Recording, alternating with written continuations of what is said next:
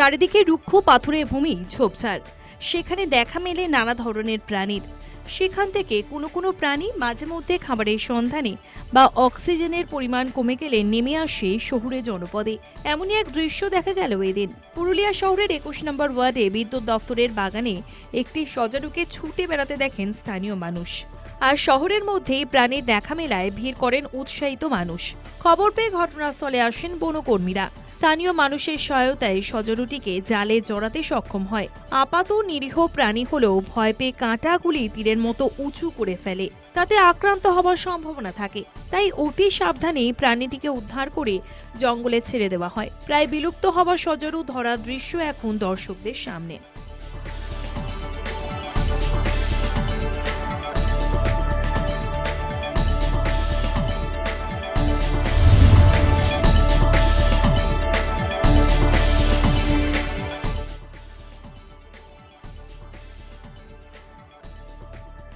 কিছুদিন আগে শেষ হয়ে গেল কলকাতা বইমেলা।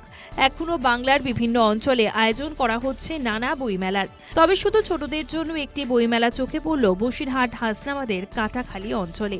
বর্তমানে মোবাইল ফোনে বাচ্চাদের আসক্তি বাড়ছে, তার ফলে বই বিমুখ হয়ে পড়ছে ছোটরা। বর্তমান প্রজন্মের উজ্জ্বল ভবিষ্যৎকে দীর্ঘ অন্ধকারের দিকে ঠেলে দিচ্ছে ডিজিটাল মাধ্যম। এমনই ভাবনার মধ্যে দাঁড়িয়ে নবদিশা একাডেমি স্কুল তাদের স্কুল প্রাঙ্গণে আয়োজন করেছিল এই মেলার, যেখানে বিভিন্ন মহাপুরুষের জীবনী সংক্রান্ত উপন্যাস, নাটক, গল্প, ছড়ার বই, কার্টুন, কবিতার বই ছিল। যে বই এখানে আসা খুদেদের স্বল্প মূল্যে দেওয়া হয়। এখানে রোজই ভিড় জমায় অঞ্চলের ছাত্রছাত্রীরা। স্কুল কর্তৃপক্ষের এ ধরনের অভিনব প্রয়াসকে সাধুবাদ জানিয়েছেন সকলে।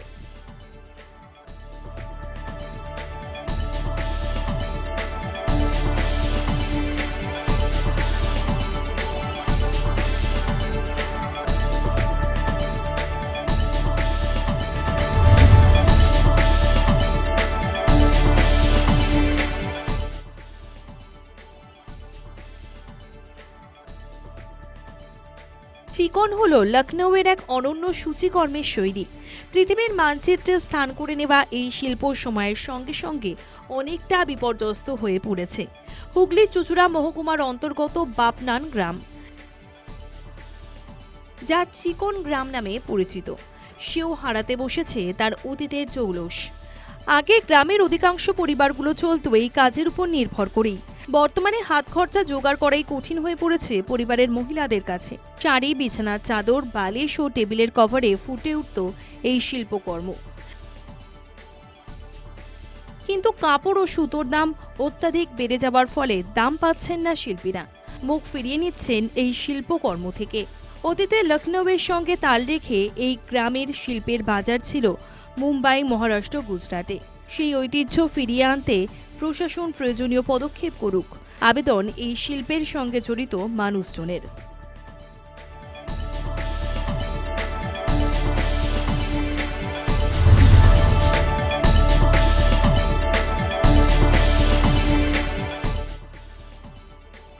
সময়টা শুধু আজকের নয়, মহাকাব্যের যুগ থেকে বর্তমানেও হয়ে চলেছে নারী নির্যাতন। সেই নারী নিপীড়নকে নিয়েই এই কাব্যনাটক আর নহি সামান্য নারী। ডক্টর শুভাশিস বসুর নির্দেশনায় যা প্রযোজনা করল রুটি আর গোলাপ নামের সংস্থাটি।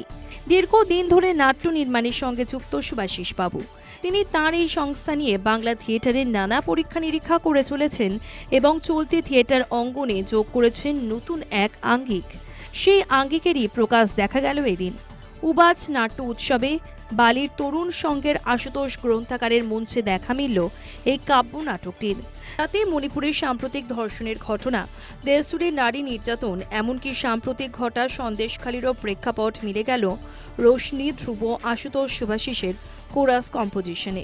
আগামী দিনে আরও কয়েকটি প্রযোজনা দেখার সুযোগ থাকবে নাট্যপ্রেমীদের।